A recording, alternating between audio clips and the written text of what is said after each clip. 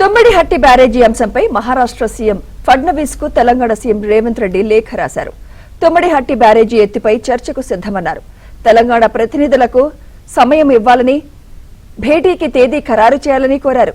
గతంలో 148 మీటర్ల ఎఫ్ఆర్ఎల్ కు మహారాష్ట్ర ప్రభుత్వం అంగీకరించిందని, దీనివల్ల ఉత్తర తెలంగాణ నీటి అవసరాలు తీరడం లేదని సీఎం రేవంత్ రెడ్డి అన్నారు. ఆదిలాబాద్, నిజామాబాద్, కరీంనగర్ తో పాటు మెదక్ జిల్లాల అవసరాలను దృష్టిలో పెట్టుకోవాలని సూచించారు. ఎఫ్ఆర్ఎల్ పెరిగితే గ్రావిటీ ద్వారా తెలంగాణకు నీళ్లొస్తాయని, మహారాష్ట్రలో ముంపు ప్రభావం కూడా తక్కువేనని స్పష్టం చేశారు.